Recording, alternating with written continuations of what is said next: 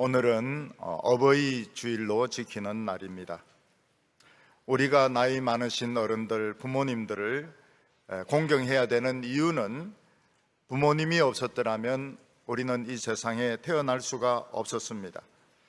스스로 자기 힘으로 태어날 수 있는 사람은 한 명도 없습니다. 또 부모님이 안 계셨더라면 우리는 설사 이 세상에 태어났다 하더라도 우리는 살아남을 수가 없었을 것입니다. 그래서 우리의 인생은 모두 부모님에게 빚진 인생입니다. 우리는 다른 사람에게도 빚지고 있고 우리는 하나님에게도 빚진 인생입니다. 그래서 사람은 아무리 공부를 많이 해서 박사가 되고 돈을 아무리 많이 벌어서 부자가 된다 하더라도 역시 부모님은 부모님인 것입니다. 우리는 부모님은 공경해야 되고 어른들 앞에서는 머리를 숙여야 됩니다. 왜냐하면 그분들이 계셨기 때문에 우리가 지금 행복하게 잘 살 수가 있는 것입니다. 서양 사람들은 서로 부를 때 이름을 부릅니다. 심지어는 장인 장모도 이름을 부릅니다. 젊은 사람이 저보고 어이 서택 이렇게 한다면 제가 기분이 좀 별로 안 좋을 것 같아요. 우리 정창준 장로님은 얼마나 참 존경스럽고 나이가 많으십니까? 근데 젊은 사람이 창준 이렇게 한다면 장로님도 이 버리장머리 없는 놈이 왜 내 이름을 부르나 이렇게 생각하실 것입니다. 그래서 서양 사람들은 버리장머리가 없는 것입니다. 이름을 자꾸 부르니까요.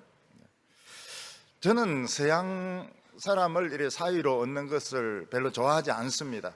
젊은 여자들은 뭐 다 괜찮다고 이렇게 생각하는데 저는 별로 좋아하지 않습니다. 왜냐하면 서택 이렇게 할까 싶어가지고 그게 싫어가지고 별로 안 좋아합니다. 그리고 손자 태어나서 걔가 또 내 강해설기집을 못 읽을 거니까 뭐 영어는 할 줄 모르겠지만 한국말을 못하니까 한국 책을 못 읽으니까 제가 그게 싫어가지고 별로 썩 좋아하지 않습니다. 뭐 어떻게 될지는 모르겠지만은 서택 이거 막 패고 싶어가지고 별로 안 좋아합니다. 아무리 서양 사람이라 하더라도 부모님은 이름을 부르지 않습니다. 꼭 데디, 마미 이렇게 부르고 대통령도 이름 안 부릅니다. 꼭 미스터 프레지던트 이렇게 부릅니다. 요즘 자녀들은 부모님을 모시고 싶어도 사실 잘 모시지 못합니다. 처음에는 결혼해서 자기들이 직장에 적응한다고 정신이 없고 아이들 키운다고 정신이 없고 그러다가 부모님 잘 안 찾다 보니까 습관이 되어가지고 잘 안 찾아오고 근데 그동안에 부모님은 늙으시고 나중에 부모님은 돌아가시는 것입니다. 마음은 원이지만 육체가 말을 잘 듣지 않기 때문에 부모님을 잘 모시지 못하고 특히 치매가 있다든지 이렇게 하면 사실상 모시기가 굉장히 어렵습니다. 그래서 많은 어른들은 요양병원에서 돌아가십니다. 저희 교회는 부부가 다 건강하시고 같이 교회 나오시고 예배 드리시고 또 그러다가 돌아가시는데 그게 얼마나 참 복된 건지 모릅니다. 저는 젊은 사람들에게 부모가 돌아가시고 난 후에 울고불고 하지 말라는 겁니다. 딱 꼴보기 싫다고.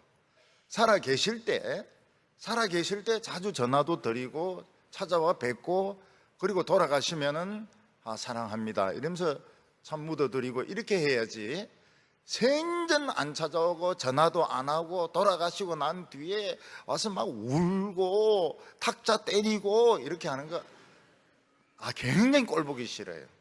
그렇게 하지 말라고요. 살아 계실 때 전화도 자주 해드리고 시간만 나면 찾아오고 그렇게 하시다가 참 한없이 사랑해드리고 그리고 돌아가시면 참 잘 돌아가셨다고 이렇게 서로 기뻐하고 감사하고 이렇게 하는 것이 좋은 것입니다. 오늘은 이 어버이날이기 때문에 나이 드신 어른들은 오늘 자신의 날입니다. 그래서 굉장히 좋아하시기 바랍니다. 오늘은 젊은 사람들 날이 아닙니다. 오늘은 어린이날이 아닙니다. 우리 노인들의 날입니다. 부모님의 날입니다. 그래가지고 굉장히 오늘 행복해 하시고, 그 대신 오늘 잔치가 없습니다. 우리 잔치는 목요일 날 있습니다. 그래서 목요일을 기다리시기 바랍니다. 목요일 메뉴는 제가 미리 말씀드리겠습니다. 갈비찜하고 추어탕입니다. 그래서 매일 저녁에 갈비찜 꿈꾸면서 목요일까지 견디시기를 바랍니다. 그리고 미리 이빨도 갈아놓고 그래가지고 그날 굉장히 맛있게 오늘부터 목요일까지 오로지 갈비찜만 생각하시면서 추어탕만 생각하시면서 행복하게 지내시기를 바랍니다. 어떤 그 벚나무가 있는데 조그만 벚나무가 뽑혀가지고 길에 버려져 말라가고 있다면 죽을 수밖에 없을 겁니다.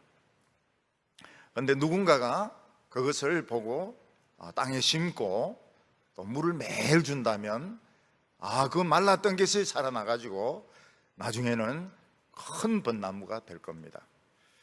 저는 그것을 강가에서 봤는데 강가에 벚나무들이 막 이렇게 눕혀져 있었습니다. 그거를 전부 심고 가에 고랑을 파고 물차가 와가지고 매일 하루에 몇 번씩 물을 주니까 한 몇 개 빼놓고는 몇 개는 그냥 시들어서 죽는데 나머지는 다 살아가지고 봄 되니까 굉장히 아름다운 벚꽃이 피는 것을 보았습니다. 옛날에 우리나라에 한 달 된 여자아이가 길에 버려졌습니다. 아마 엄마가 버린 것 같아요. 그 아이는 그냥 포대기에 쌓여져 있었는데 제대로 먹지도 못해가지고 그냥 두면 죽을 수밖에 없었습니다. 누군가가 그 여자아이를 발견하고 보육원에 데리고 가서 우유를 먹였습니다. 그리고 얼마 되지 않아서 프랑스로 입양이 되었는데 좋은 그 양부모님을 만나가지고 명문학교를 졸업하고 그리고 프랑스 장관이 되고 결혼도 하고 아이도 낳았습니다. 기자가 그 사람을 만나가지고 한국을 어떻게 생각하느냐 이러니까 나는 프랑스 사람이라고 그렇게 이야기했습니다. 그런데 한국 사람들이 자기를 뭐 좋다고 하니까 자기도 좋다고, 그렇지만 자기는 프랑스 사람이라고 이야기했습니다. 그런데 자기 그 아이들이 굉장히 한국을 좋아한다는 겁니다. 그래서 한국어를 공부하고 한국 노래도 부르고 그리고 한국에 여행하는 것을 굉장히 좋아한다고 말을 했습니다. 이 여자는 마치 뿌리 뽑혀진 나무처럼 길에 버리워졌지만은 좋은 교육을 받았기 때문에 장관까지 되었고 참 행복한 삶을 살 수가 있었습니다. 아마 이 세상에서 제일 불쌍한 사람이 있다면 고아일 것입니다. 근데 우리는 이 세상에서 사실 부모가 계시지만은 고아처럼 컸습니다. 일제 강점기, 옛날에는 일전 식민지라 그러는데 요즘도 강점기라 그럽니다. 일전 강점기를 지내고 6.25 전쟁을 겪으면서 우리는 부모님이 계시지만은 우리는 사실 먹을 것이 없고 입을 것이 없어서 우리는 고아같이 그렇게 컸습니다. 몸에는 이가 득실득실 거렸고 옷은 다 떨어졌고 학교에 가서는 그 단체로 주는 그 빵을 배급해주는 빵을 먹었습니다. 그런데 우리는 어느 순간부터는 잘 살게 되었습니다.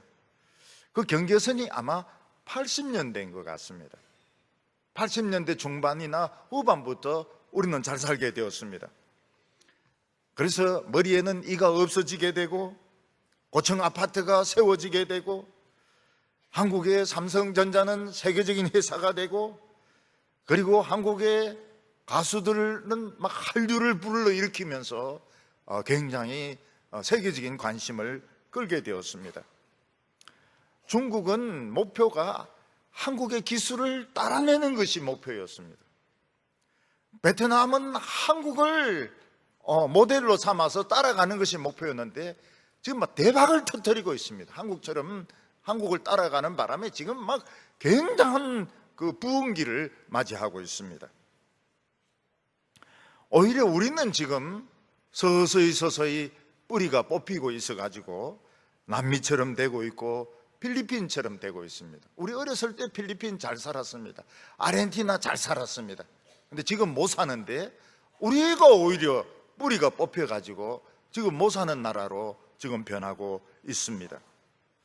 거기에는 비밀이 있습니다.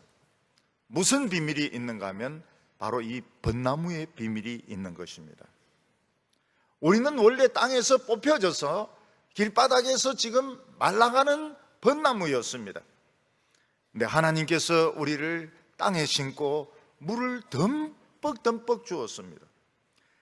그냥 아침 저녁으로 물을 주는데 보통 물을 준 것이 아니고 하나님의 말씀으로 물을 주고 성령으로 물을 주고, 그러니까 자라기 시작하더니 다음부터 막 꽃을 피우기 시작하는데 우리나라가 세계에서 아름다운 나라로 아주 유명해지게 되었습니다. 우리는 지금 다시 성공할 수 있습니다. 그런데 지금 우리는 교만한 마음 때문에 뿌리가 지금 뽑혀가지고 지금 진액이 거의 다 말라가고 있습니다. 돈 막 쓰는데 지금 진액은 다 말라가고 있습니다. 세례 요한은 유대인들을 향하여 이렇게 외쳤습니다. 도끼가 이미 나무 뿌리에 놓였으니 열매 맺지 않는 나무마다 찍어 다 불에 던질 것이다, 이렇게 말씀했습니다. 유대인들은 다른 것은 몰라도 돈은 많았습니다. 유대인들은 기술은 있었습니다. 유대인들은 자기들 나름대로 민족적인 자존심은 가지고 있었습니다. 그렇지만 그들은 물을 공급받지 못해서 뿌리가 지금 들려 있어 가지고 지금 도끼로 찍으려고 지금 준비하고 있는 중에 있었습니다. 세례 요한은 도끼로 뿌리부터 찍어 가지고 통째로 불에 던질 것이라고 이야기를 했습니다. 근데 실제로 그 일이 일어났습니다. 유대는 쓸데없이 로마와 전쟁을 일으켜 가지고 그냥 통째로 나무 뿌리부터 잘려져서 불에 던지어지게 되었는데 예루살렘에서 110만 명이 죽고 살아남은 20만 명은 전부 쇠사슬에 묶여가지고 로마로 끌려가서 콜로세움이라는 그 체육관을 지었던 것입니다. 우리는 지금 다시 물을 받아서 꽃을 피우느냐 아니면 말라가지고 뿌리부터 잘리느냐 하는 갈림길에 지금 놓여져 있습니다. 예수님께서는 십자가에 죽으시기 전에 제자들에게 이런 말씀을 하셨습니다. 내가 잠깐 너희만 두고 떠나겠다, 이렇게 말씀하셨습니다. 그때 베드로가 그 유명한 말을 합니다. 쿠바디스 도미네, 주여 어디로 가십니까? 우리를 고아처럼 두고 어디로 가십니까?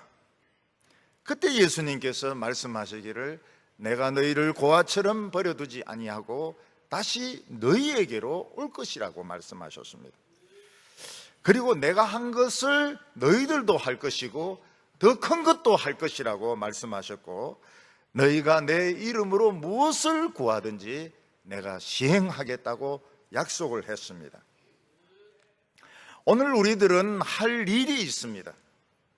그게 무엇인가 하면 내가 지금 가지고 있는 부나 내가 가지고 있는 성공을 죽을 때까지 지킬 것인가, 아니면 촛불과 태극기가 서로 싸워가지고 서로 정권을 잡는 것인가. 우리는 태극기도 경험해보고 촛불도 구분해봤지만 다 썩기는 다 마찬가지였습니다. 우리는 북한의 핵전쟁을 막는 것인가, 우리는 그것보다 더 차원 높은 것을 해야 됩니다. 그것을 자녀들에게 물려주어야 됩니다. 그것이 엄청나게 중요합니다.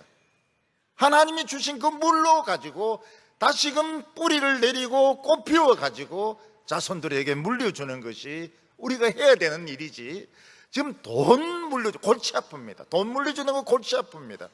그리고 집만 가지고 해결이 다 되는 것이 아닙니다.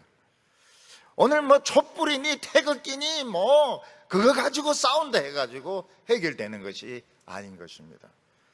우리는 하나님이 주시는 물, 그거를 가지고 다시 뿌리를 내려야 되고, 지금 뿌리가 들려 있습니다. 뿌리를 내려야 되고 꽃을 피우고 열매를 맺어가지고 좋은 나무를 물려줘야 되는 것입니다. 오늘 첫 번째로 우리 모두는 고아와 같다는 것을 기억할 필요가 있습니다. 우리는 옛날에 고아였고 지금도 고아와 같을 수 있다는 것을 기억해야 됩니다. 아마 나이가 드신 분들은 옛날에 자랄 때의 모습을 생생하게 기억을 하실 것입니다. 그때 우리는 못 살았습니다. 우리 먹을 것이 없었습니다. 입을 것이 없었습니다. 우리는 고아와 같이, 부모는 계셨지만은 고아와 같은 상태에서 우리는 컸습니다. 또 좀 대구 이남은 좀 나은 편입니다. 대구 이북에서 특히 피난 온 사람들이 고생을 굉장히 많이 했습니다. 근데 그 사람들 중에서 피난 보따리 메고 오다가 부모 손을 놓치면 고아가 되는 것입니다. 비행기에서 총을 쏘아가지고 부모가 죽으면 고아가 되는 것입니다. 그래서 우리나라에 고아들이 굉장히 많았습니다. 이 고아들은 거지였습니다. 그리고 나중에 고아원에서 결국 돌보면서 자랐는데 뭐 터지기도 하고 굶기도 하고 고생한 것은 말로 표현할 수가 없습니다. 이것은 서양에서도 마찬가지입니다. 고아들이 굉장히 많았습니다. 부모가 죽으니까 고아원에 갈 수밖에 없습니다. 그래서 스펄전은 교회에서 고아원을 운영해야만 했고, 그리고 조지 뮬러 같은 사람도 고아원을 경영을 해야만 했습니다. 세상에 나이는 어린데 돌봐주는 사람은 없고 사랑해주는 사람은 없고 먹을 것은 없고, 그럼 그 고아는 참 불쌍하게 큽니다. 그러다가 좀 덩치가 큰 애들이 얼마나 심술을 부리는지 가진 거 뺏고 막 때리고 쥐어받고 이러는데, 그 고생이라고 하는 것은 말로 표현을 하지 못하는 것입니다. 예수님의 제자들은 다 고아들과 같았습니다. 그들은 예수 믿고 새 사람이 되었습니다. 영적으로 거듭난 사람들이 되었습니다. 그렇지만 그들은 가진 것이 아무것도 없었고 사랑해주는 사람도 없었고 자기 힘으로 살 수가 없었습니다. 그들이 3년 동안 배운 거라고 하는 것은 예수님을 믿는 것, 예수님을 의지하는 것만 배웠지 자기 힘으로 할 수 있는 것은 아무것도 없었습니다. 그러다가 예수님이 떠나니까 고아가 되는 겁니다. 바로 이것이 우리 예수 믿는 사람들의 정체성입니다. 우리 예수 믿는 사람들은 말씀을 듣고 은혜 받았을 때 우리는 새 사람으로 태어나게 되었습니다.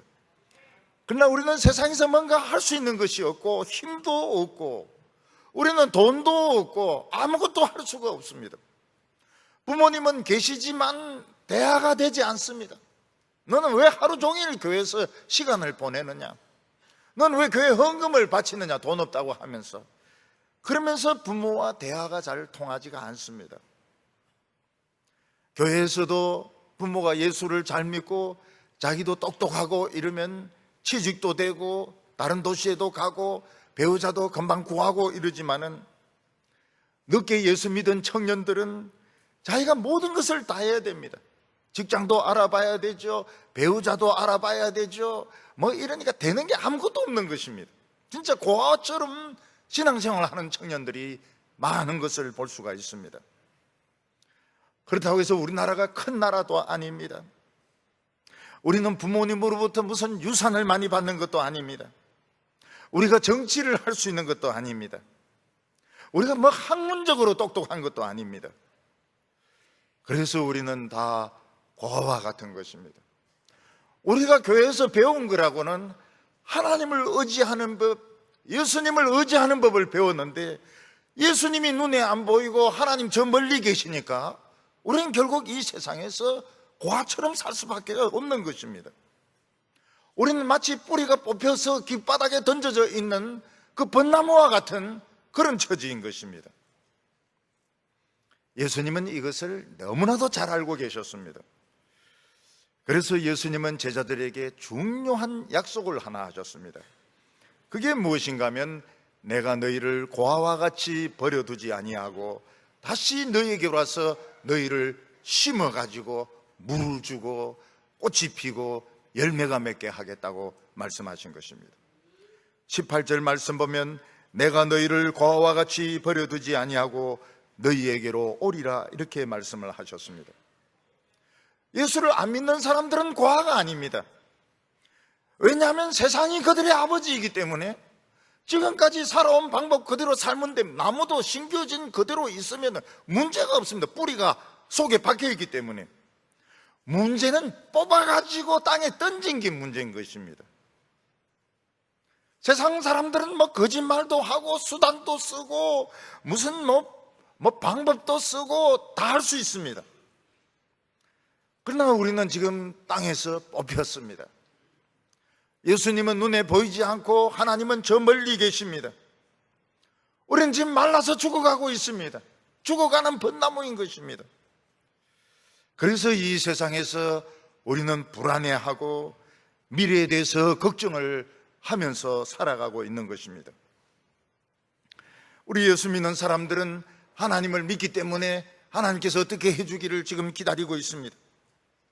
근데 하나님께서 어떻게 해주지 않으니까 가난할 수밖에 없고 힘이 없을 수밖에 없고 우리는 아무것도 할 수 없는 고아와 같은 상태에서 우리는 살아가고 있는 것입니다. 그런데 예수님께서는 뭐라고 말씀하셨습니까? 너희들이 말라 죽지 않도록 고아와 같이 너희를 버려두지 아니하고 내가 다시 돌아와서 너희를 심겠다고 말씀하셨습니다. 땅에 심는 것이 아니고 하늘에 심는 것입니다. 그리고 매일매일 물을 주어서 너희들이 아름답게 자라도록 해주겠다고 말씀하셨습니다. 예수님은 다시 돌아오셨습니다. 더 강하여져서 돌아오셨고 하늘과 땅의 모든 권세를 가지고 돌아오셨고 더 높아지셔서 제자들을 찾아오셨던 것입니다. 19절에 보면 조금 있으면 세상은 다시 나를 볼 수 없을 것이로되 너희는 나를 보리니 이는 내가 살아있고 너희도 살아있겠음이라. 조금 있으면 아주 중요한 말입니다. 잠시 후면, 몇 시간 후면 예수님은 엄청난 전쟁을 치르게 됩니다. 이 전쟁은 예수님에게 너무너무 불리하게 진행이 되었습니다. 예수님께서는 체포되시고 정죄를 당하시고 채찍에 맞으시고 십자가에 못 박아 죽습니다. 완전 패배입니다. 그의 영혼은 지옥으로 끌려갑니다. 근데 거기서부터 예수님은 살아나기 시작하십니다. 사망의 권세를 부수고 사탄의 세력을 부수고 죄의 세력을 박살을 내고 그는 무덤을 열고 다시 살아나서 제자들을 찾아오셨습니다. 이는 내가 살아있고 너희도 살겠습니다. 내가 죽는 것처럼 보이지만 나는 다시 살 것이고 너희들도 영원히 살 것이라고 말씀하셨습니다. 그리고 예수님은 제자들에게 무엇을 주셨습니까? 보물 중에 최고의 보물을 주셨습니다. 우리는 잠시 동안은 고아처럼 춥고 배고프고 더러운 상태에서 남의 무시를 받으면서 살게 됩니다. 그러나 잠시 후에 예수님께서는 다시 우리에게 찾아오셔서 우리에게 보물 중에 보물을 주시는 것입니다. 세상에서 우리는 부자 중에 부자가 되는 것이고 복받은 자들 중에서 최고의 복받은 자가 되는 것입니다. 오늘 여기 두 번째로 보면 예수님은 어떤 보물을 우리에게 주시느냐 하는 것입니다. 얼마 전에 일본의 새로운 천황이 즉위식을 가졌습니다. 일본의 천황이 되려고 하면 세 가지 보물을 받아야 됩니다. 그 첫 번째 보물이 칼입니다. 그리고 두 번째가 거울입니다. 그리고 세 번째가 곡옥이라고 해서 구부러진 옥입니다. 이 세 가지를 받아야 천황이 될 수가 있습니다. 근데 칼을 칼집에 꼭 꽂아서 줍니다. 칼을 꺼내서 주지 않고 꼭 칼집에 넣어서 줍니다. 그 이유가 무엇인가 하면 옛날에 내전이 벌어졌을 때 칼을 잃어버렸다는 것, 바다에 빠뜨렸다는 것입니다. 요수천해라고 하는 그 일본 드라마를 보니까 그 일본 안에서 이제 막 큰 내전이 벌어집니다. 그러다가 이 천황 쪽에서 이 반란을 일으킨 사람들을 못 이기니까 그 아기 어린 천황하고 그 어머니하고 칼을 안고 바다에 빠져들어서 죽습니다. 칼을 그때 잃어버렸어요. 지금 진짜 옛날 그 보물 중에 남아있는 것은 옥입니다. 옥이고 거울도 딴 데 있다고 그래요. 특히 칼은 그게 없든지 모조품이 들어있든지 그렇다고 이야기합니다. 칼은 없어졌습니다. 그런데 실제로 이 세 가지 보물이 무슨 능력을 가진 것은 아닙니다. 단지 어떤 상징적인 그런 힘을 주는 것이죠. 천황도 무슨 실질적인 힘을 가진 것은 아닙니다. 상징적인 존재죠. 아마 오늘 자기가 살고 있는 집이나 땅 밑에 엄청난 기름이 있다면 그게 보물일 것입니다. 또 어떤 사람이 줄기세포를 연구해가지고 이 불치의 병, 난치의 병을 치료할 수 있다면 보물이죠. 암을 치료할 수 있는 약을 개발한다면 그것도 보물일 것입니다. 요즘은 이 암을 치료할 수 있는 약들도 많이 개발되었습니다. 많이 개발. 모든 암은 아니지만은 특정 부위의 이런 암들은 없앨 수 있는 약들이 개발되어 있습니다. 에이즈도 지금 많이 치료제가 개발되어 있습니다. 그렇지만 인간은 불행하게도 하나님 앞에서 근본적인 죄를 치료받지 못했습니다. 그건 죽음의 병이고 죄의 병입니다. 죽음의 병, 죄의 병을 치료할 수 있는 방법은 예수님의 피밖에 없습니다. 예수의 피, 그것도 죽었다가 살아난 피야 됩니다. 그 피가 없는 사람은 어떻게 됩니까? 결국은 죽음의 병에 걸려가지고 그 냄새가 얼마나 지독한지 영원히 유황불에 태워야 됩니다. 그렇지 않으면 그 냄새가 전 우주로 퍼져나가서 우주를 오염을 시킵니다. 그래서 유황불에 태우는 겁니다. 죄의 병, 죽음의 병에 오염이 된 사람은 영원히 유황불에 태워야지 그 냄새가 다른 데를 오염을 시키지 않습니다. 예수님은 하나님의 말씀을 붙들고 씨름하다가 죽습니다. 그리고 그 피로 우리의 죄를 씻는 데 성공을 하게 됩니다. 하나님과 우리 사이에 가로막아 있는 담을 부수어 버립니다. 그리고 우리에게 보물을 주셨던 것입니다. 그 보물이 무엇일까요? 그 보물이 바로 성령님이란 보물을 우리에게 주셨습니다. 하나님께서 우리를 고아처럼 만드는 이유가 여기에 있습니다. 우리는 세상의 진액을 빨아먹었기 때문에 세상 나무입니다. 이 뽑아가지고 한번 말라 죽을 정도가 되어야 성령의 진액을 빨아먹고 하늘의 열매를 맺을 수 있거든요. 그래서 고아가 한번 돼야 되는 것입니다. 16절에 내가 아버지께 구하겠으니 그가 또 다른 보혜사를 주사 영원토록 너희와 함께 있게 하리니. 우리가 이 성령님에 대해서는 아는 것이 거의 없습니다. 성령님은 너무너무 신비롭기 때문에 우리는 거의 알지 못합니다. 단지 성부, 성자, 성령이 같은 하나님이란 걸 우리는 압니다. 그런데 이 성령님의 특징이 무엇인가 하면 우리 안에 들어올 수 있다는 것입니다. 희한한 하나님이십니다. 만약 하나님이 우리 속에 들어올 수 있다면 얼마나 대단할까요? 속에 하나님이 있다면. 만약 어떤 사람 속에 왕의 피가 흐르고 있다면요, 그 왕이 됩니다. 요즘 같은 시대는 아니지만 옛날에 왕의 피가 흐르고 있다면 애도 벌써 틀리게 행동하는 것도 왕의 피가 흐르고 있다고. 만약 천재의 피가 흐르고 있다면 어떡할까요? 할아버지도 천재인데 아버지도 천재고 아들도 천재고. 앞으로서 병원에 수혈할 때 그런 피를 수혈하시기 바랍니다. 천재의 피, 수학의 천재의 피, 왕의 피, 이런 쪽으로 할 수 있으면 그런 쪽으로 수혈해달라고 그렇게 하세요. 거지의 피, 뭐 이런 피, 도둑놈의 피 이런 거 수혈 받으면 안 됩니다. 천재, 천재의 피를 딱 수혈 받는 순간 막 수학이 막 풀리기 시작하고 말이죠. 미분 적분이 막 풀리기 시작하고 얼마나 좋겠습니까? 어떤 집에는 법관의 피가 흐르는 집이 있습니다. 할아버지도 법관이고 아버지도 법관이고 아들도 법관이고 피 속에 법이 흐르고 있습니다. 법. 얼마나 피가 안 통하겠습니까? 미국에는 장군의 피가 흐르는 집이 있습니다. 할아버지도 별 4개고 아들도 별 4개고 손자도 별 4개고. 아이고, 별 하나 따기도 얼마나 힘든데.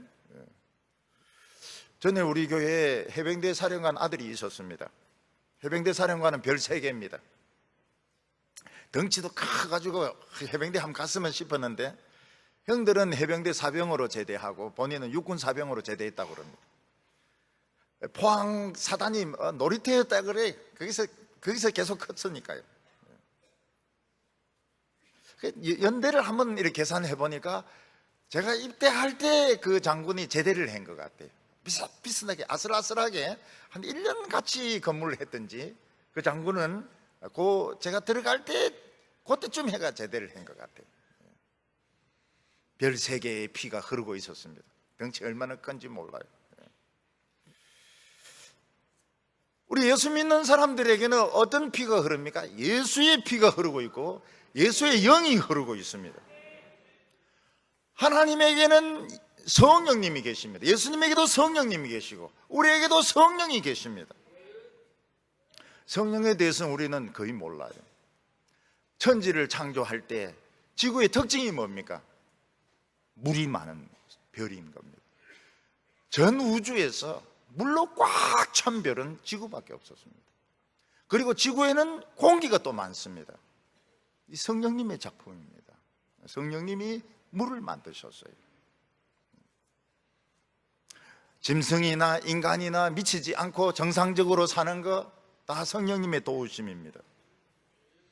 인간들이 그림을 그리고 음악을 연주하고 문학작품을 만들 수 있는 것들 다 성령님의 도우심입니다. 성령님은 우리를 얼마든지 천재로 만들 수 있습니다. 우리가 다 해먹어버리면 어떻게 합니까? 그래서 성령님은 이런 걸 할 수 있으면 예수 안 믿는 사람들에게도 더 많이 골고루 나눠주십니다. 그래서 일반 은총이라고 그럽니다. 그런데 우리 예수 믿는 사람들에게는 보혜사가 되어주셔서 한 명 한 명 속에 다 들어오십니다. 이 보혜사라고 하는 것은 만든 용어입니다. 파라클레토스라는 이 용어는 번역이 안 되니까 만들었습니다. 어린아이들 같은 경우에는 이제 보모가 될 수 있습니다. 파라클레토스가 보모가 될 수 있습니다. 노인들 같은 경우에는 그 도와주는 도우미가 될 수 있습니다. 재판을 받는 사람에게는 변호사일 수 있습니다. 미국의 어떤 엄마는 출근하면서 아기를 베이비시터한테 맡기고 가는데 오니까 애가 자꾸 울고 애가 막 무서워한다는 거예요. 그래서 몰래 카메라를 설치해 두고 갔다 와서 보니까 베이비시터가 자기 없는 동안 애를 때리고 화장실에 가두어 두는 것을 알게 되었다는 것입니다. 결국은 그 베이비시터는 아동학대죄로 구속이 되었습니다. 어머니가 돌봐줘야 되는 겁니다. 어머니가 돌봐줘야 되는 것입니다. 성령님은 우리가 청소년이 되었을 때는 코치 역할을 해줍니다. 공부도 도와줍니다. 지금 애들 크면서 공부 좀 잘 못한다고 너무 구박하지 마시기 바랍니다. 나중에 크면은 굉장히 똑똑해진 애들이 많아요. 나중에 우리가 성령님과 보조를 맞추어서 막 살아갈 때는 천재적으로 기적이 막 일어납니다. 기적이 일어나요. 세상에 어느 누구도 흉내낼 수 없는 그런 인생을 살게 됩니다. 성령님은 우리 안에 있는 나쁜 본성은 다 빼버리고 좋은 열매를 맺게 하여 주십니다. 성령님은 우리의 기도를 이렇게 기도를 정화시켜서 우리가 막 쓸데없는 기도 엄청나게 많이 하거든요. 그래서 우리 기도를 다시 하나님께로 정돈해서 기도를 올려주시기도 하십니다. 성령님은 순간순간 지혜를 주십니다. 그래서 이건 하지 마, 어디는 가지 마, 이걸 가르쳐 주십니다. 이런 말은 하지 마, 이런 말은 하지 마. 그런 말은 안 하는 게 나중에 보면 역시 좋을 때가 많습니다. 성령님이 순간순간 가르쳐 주십니다. 나중에는 성령님이 어떻게 하십니까? 우리가 죽고 났을 때 우리를 다시 살리십니다.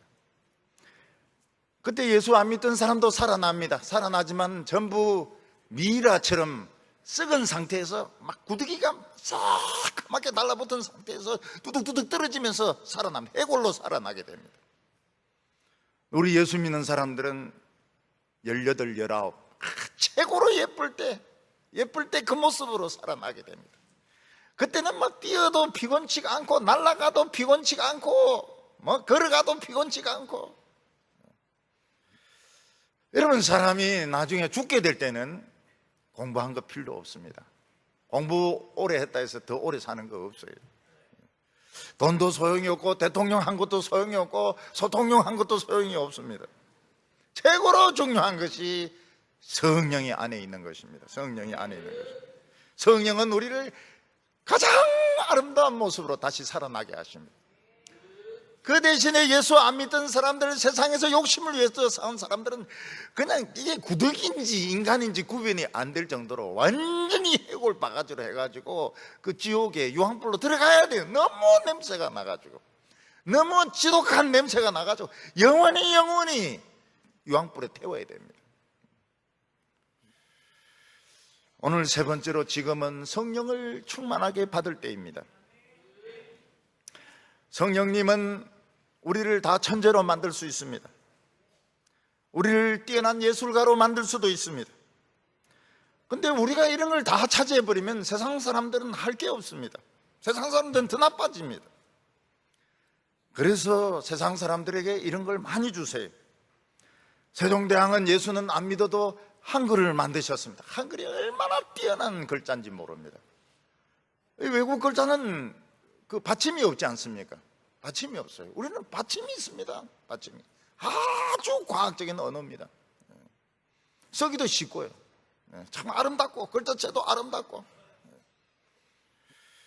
이순신 같은 경우에는 거북선으로 나라를 지켰고, 차이코프스키, 베토벤 이런 경우에는 음악을 작곡을 했고, 마가렛 미첼 같은 경우는 바람과 함께 사라지다 책을 만들어가 싹 다 날려버렸습니다. 바람처럼 모든 걸 다 없애버렸습니다. 하나님은 우리들에게는 그런 것보다, 우리는 그런 거 사서 읽으면 되니까, 영화도 보면 되니까, 바람과 함께 사라지다 영화 보면 되니까, 그런 것보다 더 중요한 걸 우리에게 하게 하셨는데, 그게 하나님의 진리를 배우게 하시고, 하나님의 진리를 설교하게 하시고, 하나님의 진리로 성경 공부하게 하신 것입니다. 성령은 하나님이지만 물로 비유가 됩니다. 물로 쏟을 수도 있습니다. 또 불로 태울 수도 있습니다. 충만하다 이야기하기도 하고 부족하다 이야기도 하기도 합니다. 우리가 이 모든 것을 전부 싹 다 이해할 수 없습니다. 중요한 것은 성령이 막 폭포수같이 우리에게 쏟아부어지는 것입니다. 여러분, 큰 비가 왔을 때 어떻습니까? 소양강 같은 데 가서 댐을 방출하는 것을 보면 물이 막 엄청나게 쏟아져 내려옵니다. 그리고 바닥에 튀어가지고 또 100m 또 올라갑니다. 그 보는 것만 해도 장관이죠. 우리가 성경 말씀을 붙들고 성령이 쏟아지게 한다면, 이게 사막으로 들어가고 황무지로 들어가게 한다면, 황무지가 다 꽃밭이 되고 사막이 다 그 초장으로, 과수원으로 변하게 될 것입니다. 메마른 황무지가 옥토로 변하게 될 것입니다. 우리는 지금 이거를 해야 됩니다. 이거를 지금 딴 거 지금 할 그게 아닙니다. 지금 이 하나님의 물이 쏟아지게 해야 됩니다. 17절, 그는 진리의 영이라 세상은 능히 그를 받지 못하느니 이는 그를 보지도 못하고 알지도 못함이라. 그러나 너희는 그를 안 하니 그는 너희와 함께 거하시며 너희 속에 계시겠습니다. 이 세상이 제일 참 안타까운 것이 무엇인가 하면 성령을 알지도 못한다는 겁니다. 이런 보물이 있다는 걸 알지도 못해요. 그러니까 막 죽으라고 세상에 썩어질 것만 가지고 그거 차지하려고 서로 욕하고 서로 멱살 잡고 서로 싸우는 것입니다. 인간의 예수 믿지 않은 사람의 최고의 큰 불행이 성령을 받지 못하고 알지도 못하는 것입니다. 보지도 못하는 것입니다. 성령은 진리의 영이기 때문에 말씀과 함께 역사합니다. 사람들의 마음이 너무 건조할 때는 말씀 없이 성령이 역사하시기도 합니다. 그런데 조심해야 될 것이 뭔가, 말씀 없이 자꾸 성령만 역사하다 보면 이게 타락하게 됩니다. 외국의 어떤 목사님은 안녕하세요 성령님 이런 책을 써가지고 베스트셀러가 되었습니다. 그분이 집회하는 거 한번 텔레비전에서 한번 보니까 막 수천 명 수만 명이, 설교는 없어요. 전부 손 들고 울면서 막 찬송을 부르는데 대단했습니다. 대단했어요. 막 흑인도 막 울고 백인도 울고 아가씨도 울고 막 이러는데 대단했습니다. 그리고 강대상에서는 휠체어 타고 온 분 일어서게 했습니다. 듣지 못하는 사람 듣게 했습니다. 이분의 책상 위에는 그 펜레터, 감사하던 펜레터가 수북하게 쌓여 있었습니다. 근데 그 목사님이 몰락을 했습니다. 왜 몰락을 했습니까? 헌금이 너무너무 많이 들어오다 보니까 헌금을 다른 데 썼다 해가지고 결국은 몰락을 하고 말았어요. 망했습니다. 망했어요. 우리나라도 그런 일이 일어나고 있습니다. 우리나라도 헌금이 너무 많이 들어오다 보니까 이걸 딴 데 쓰고 이거 욕심을 내고 이래서 망하는 것입니다. 세상에서 교회가 썩었다고 이런 이야기를 합니다. 왜냐하면 욕심을 자꾸 내니까요. 우리가 하나님의 말씀은 붙들고 자꾸 설교하다 보면 처음에는 그런 부흥 안 일어납니다. 나중에 한 5년이나 10년 지나면 구멍 같은 데서 물이 조금씩 나옵니다. 그때 나중에 이게 팍 터집니다. 터지면서 온 세상에 이 성령의 이 생수가 막 흘러가게 되는데, 그때 막 기업이 막 우주선처럼 막 이건 수출이 막 얼마나 되는지 막 야근을 해야 됩니다. 청년들 막 얼마나 취직이 잘 되는지 몰라요. 나이가라 폭포 같은 그런 막 성령 역사가 나타나게 됩니다. 그때 한국 사람들 노래 부르면 막 이거 세계의 톱이 됩니다. 그때 사람들 자살합니까? 자살 안 합니다. 세상이 얼마나 바쁜데 자살을 합니까? 자살 안 합니다. 동성애 합니까? 동성애 안 합니다. 동성애 안 해요. 뭐 때문에 무슨 아들끼리 손잡고 이렇게 가고 이렇게 귀에 귀걸이 하고 이렇게 합니까? 귀 아프고로. 뭐 때문에 여자들끼리 말이지 그렇게 하겠어요? 동성애 안 합니다. 결혼이 얼마나 아름답고 멋있는 건데. 핵무기 전쟁 안 합니다. 전쟁 안 해요. 분위기 자체가 막 평화의 분위기, 막 경제 부흥이 막 일어나고 이렇게 하니까 그 전쟁할 시간이 없어요. 자살 안 합니다. 동성애 안 합니다. 이혼 안 합니다. 여성 학대 안 합니다. 여성들이 얼마나 똑똑한데요. 학대했다가 하면 큰일 나죠. 미술도 음악도 체육도 세계 최고가 됩니다. 우리는 지금 얼마든지 우리나라를 지금 지킬 수가 있습니다. 지금까지 해왔은 게 그겁니다. 지금 우리가 딴 교회처럼 큰 교회 만들고 유명한 교회 만들지 않고 해온 게 바로 이겁니다. 이걸 해온 거예요. 이걸 그냥 계속 해나가면 됩니다. 겁낼 거 없어요. 우리 어른들은 자식들에게 최고의 선물을 주실 수 있습니다. 암도 걸렸다가 나아버립니다. 그리고 돌아가실 때까지 건강하세요. 돌아가실 때까지 건강하세요. 오늘 우리 성도님들이 비결이 있습니다. 벚나무의 비결이 있습니다. 하나님의 이 생수로 다시 이 나라를 살릴 수 있습니다. 그래서 모든 이런 황무지들을 옥토로 바꾸는 우리 성도들 되시기 바랍니다. 기도드리겠습니다. 거룩하신 하나님 아버지, 저희들로 하여금 축복의 시대에 살게 하여 주심을 감사합니다. 지금은 우리가 교만하여서 나무 뿌리가 다 위에까지 올라오고 도끼에 잘리게 되었습니다. 하나님 아버지, 저희들이 다시 이 하나님의 말씀을 붙들고 뿌리 내리게 하여 주셔서 꽃이 피고 열매 맺게 하여 주셔서 참으로 아름다운 세상을 우리 자손들에게 물려줄 수 있게 하여 주시옵소서. 자녀들이 부모님 돌아가시고 난 뒤에 울고불고 하지 말게 하여 주시고, 살아 계실 때 온 정성을 다하여 모시게 하여 주시옵시고, 부모님들은 최고의 축복을 자녀들에게 물려주게 하여 주시옵소서. 예수님의 이름으로 기도하옵나이다.